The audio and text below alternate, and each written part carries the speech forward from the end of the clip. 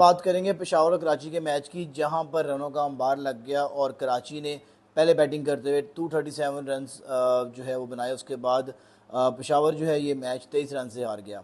अब हम बाबर आजम की बैटिंग की बाद में बात करेंगे, लेकिन पहले हम बात करेंगे कि मुझे समझ में नहीं आई कि आपने टॉस जीता बाबर आजम ने, और स्टैट्स ये बता भी रहे थे कि पिछले 6 मैचेस में पेशावर सॉरी पिंडी के अंदर जिसने भी पहले बैटिंग की है मैच वो जीता है। तो समझ में नहीं आई बाबर आजम ने सेकंड बैटिंग करने का डिसीजन क्यों लिया।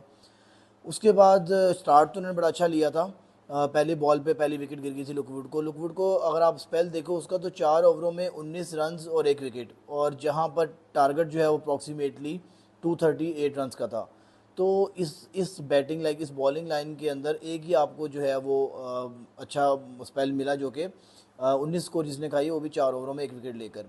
उसके बाद आप देखें तो पेशावर बेसिकली मार कहाँ पे खा रहा है, पेशावर से अभी तक अपनी बॉलिंग जो है वो अलाइन नहीं हुई। पहले अज़ारी जोसेफ जो है वो फॉर्म में नहीं थे, उसके बाद अज़ारी जोसेफ फॉर्म में आते हैं, तो फिर उसके बाद उनको जो नेशनल ड्यूटीज़ की वजह से वो टीम के लिए अवेलेबल नहीं होते। वो मुझे बिल्कुल आज नज़र आया कि अहमद दानियाल को जैसे मार पड़ी है, अली रज़ा को जैसे मार पड़ी है। अगर आज अगर आप अज़ारी जोसेफ होते तो ये मैच जो है वो डिफरेंट जो सिनेरियो पे खड़ा होता और पेशावर ये मैच जीता होता।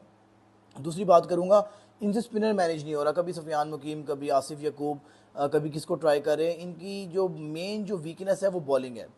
इस दफ़ा मुझे लगा था कि इन्होंने राना को रखकर और जारी जोसेफ को रखकर लुकवुड को रखकर अपनी बॉलिंग को स्ट्रॉन्ग किया, लेकिन देखिए पाकिस्तानी कंडीशन है, कहीं ना कहीं आपको स्पिनर जो है वो आपको सपोर्ट करेगा। बाबर आजम में थोड़ा सा हमेशा एक चीज़ लगती है, स्पिनर्स को प्रमोट नहीं करता। जब भी मैंने देखा है अपनी टीम के अंदर, इनके मेहरान मुमताज़ भी है, ये मेहरान मुमताज़ को एडजस्ट नहीं कर पा रहे। देखिए आपको पता है कि जिमी हाउ जो थे कौन सा मिचेल हाउ सॉरी मिचेल जो थे मिचेल ओवन जो थे, उन्होंने ऐसा कुछ भी इतनी परफॉर्मेंस नहीं दिखाई थी। तो मेरे लिहाज से वहाँ पर इनको एडजस्ट करके ये मेहरान मुमताज़ को कहीं ना कहीं खिला सकते थे।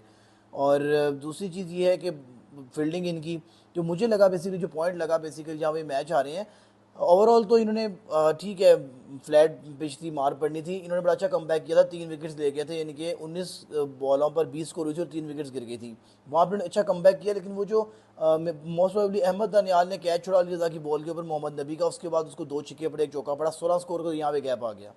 तो जो इनको जो लास्ट 2 ओवर थे वो हिट पड़ी इनको। मेरे लिहाज से मुझे जो फील हो रहा था कि ये लोग आज 207 210 के अंदर जो है वो इसको वाइंड अप करेंगे और ये मैच जीत सकते थे। आप खुद देख लें, अगर ये इतनी स्कोर होती तो ये मैच आज पेशावर के हाथ में होता। दूसरा जो है, अगर हम बात करें हारिस की, देखिए मोहम्मद हारिस इंटेंट है, 360 डिग्री प्लेयर है, तो भाई किधर का प्लेयर है मुझे ये दिखा देना।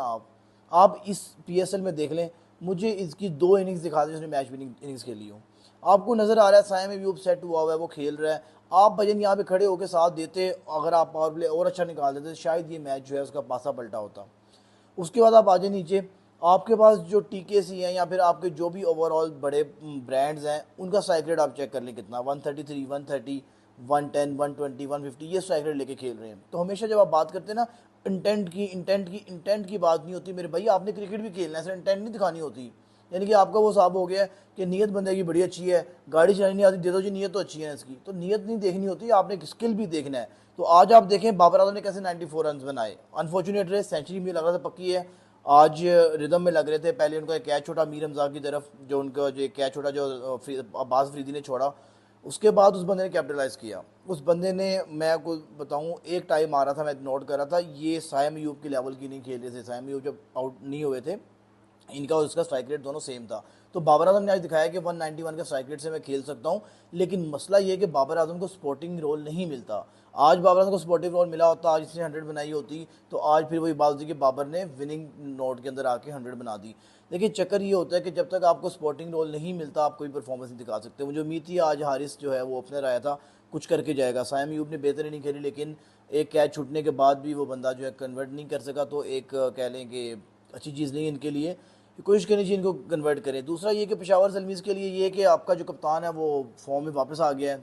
ये अब नेक्स्ट लाहौर का मैच है, डू एंड डाई मैच है, ये लाहौर का मैच जीते हैं, प्ले ऑफ में जाएँ और प्ले ऑफ में यही फॉर्म लेकर जाए बाबर और अपना लुकवुड ये फॉर्म लेकर जाएँ, तो मुझे उम्मीद है कि अच्छी परफॉर्मेंस ये लोग निकाल सकते हैं वहाँ पर।